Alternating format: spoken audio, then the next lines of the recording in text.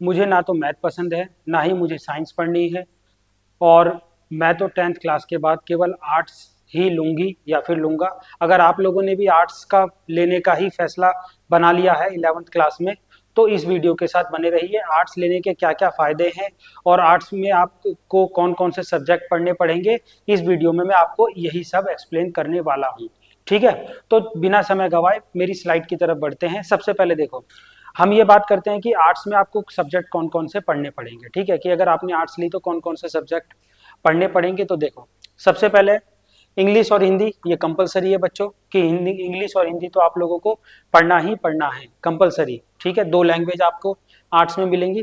उसके अलावा ये यहाँ जो ऑप्शन है ना, इनके नीचे के तीनों, ये सारे के सारे कंपलसरी हैं, जैसे कि political science, geography, history, sociology, economics, और भी बहुत सारे। लेकिन ये मेन ऐसे सब्जेक्ट्स होते हैं जो कि लगभग हर स्कूल में मिल लेते हैं, क्योंकि बाकी सब्जेक्ट्स के ना टीचर नहीं मिल पाते हर स्कूल में। तो इसी कारण से कुछ कुछ सब्जेक्ट्स होते हैं जो कि इस स्कूल में या इसमें नहीं है, बट ये सभी सब्जेक्ट जो नीचे लिखे हैं मैंने, ये सभी के सभी लगभग हर स्कूल में मिलेंगे ही मिलेंगे। तो अगर आपको आर्ट्स मिलती है, आप यानी कि ऑप्ट करते हो आर्ट्स 11th क्लास में, तो आपको इनमें से कोई भी 5 सब्जेक्ट पढ़ने पड़ेंगे। ठीक है, कितने? 5। 5 के अलावा एक सब्जेक्ट और एक्स्ट्रा हो सकता है, वो एक्स्ट्रा कोई सा भी सब्जेक्ट हो सकता है, तो उसके बारे में तो कोई इशू ही नहीं है। ठीक है, अब आर्ट्स देखो, लेना है आप स्ट्रीम कोई सी भी लेना, चाहे आप साइंस ले लो, चाहे आर्ट्स ले लो, चाहे कॉमर्स ले लो, लेकिन आर्ट्स की खासियत ये है कि इस साइड में ना थोड़ा सा साइंस और कॉमर्स के मुकाबले थोड़ा कम पढ़ना पड़ता है। कम पढ़ने का मतलब ये नहीं कि आप ये समझो कि मैं तो किताब ही नहीं पढ़नी है, मतलब ये कि जहां एफर्ट जो साइंस वाला लगाते हैं या कॉमर्स वाले लगाते हैं, उससे थोड़े कम एफर्ट लगाने पड़ते हैं। ठीक है, तो इस कारण से बच्चे इस साइड को ज्यादा चूज करते हैं।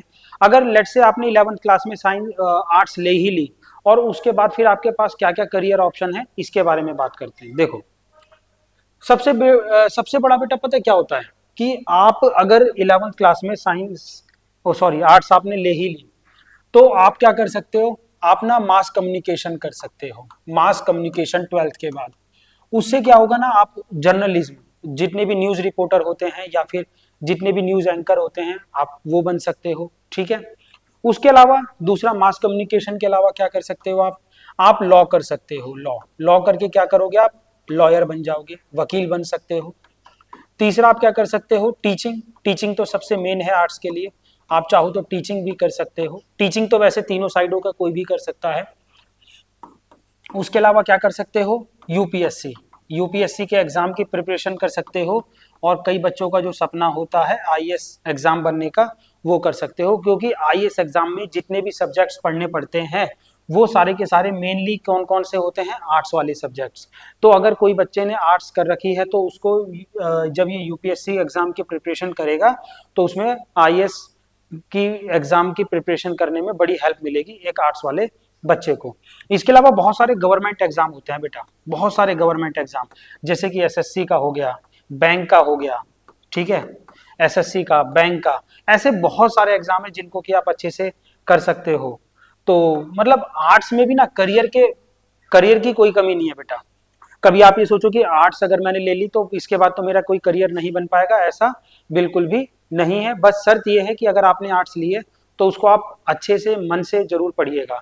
आर्ट्स केवल इसीलिए बदनाम है क्योंकि लोग क्या सोचते हैं कि बस हमारी, मतलब ये सोसाइटी है, ये समाज है ना, इसने क्या सेट कर रखा है, आर्ट्स आर्ट्स तो बहुत ईजी, आर्ट्स तो ऐसे ही है, बस एम ही है कुछ, मतलब वो आर्ट्स वाला बच्चा तो पढ़े ना पढ़े सब बराबर है। But this is not the reality बेटा, this is not the reality, ये सच्चाई नहीं है। आर्ट्स में भी आप लोगों को पढ़ना उतना ही पड़ता है। अगर आप जीवन में सफल होना चाहते हो तो बहुत ज्यादा मेहनत करनी ही पड़ती है। आप आर्ट्स लीजिए, लेकिन दिल से, दिमाग से, पूरा दिल लगाकर मेहनत कीजिए, आप जल्द से जल्द सफल हो जाएंगे।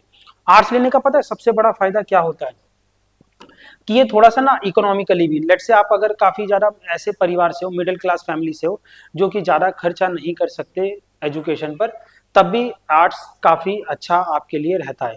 क्योंकि साइंस साइंस हो या फिर कॉमर्स हो, उन सब में थोड़ा सा अगर आपको करियर कुछ चूज करना है, तो उसमें कहीं ना कहीं आपको ज्यादा खर्चा करना ही पड़ता है, लेकिन बजाय कि आर्ट्स के, तो आर्ट्स कम खर्चे में अच्छे से अच्छे पोस्ट पर आपको पहुंचा सकती है।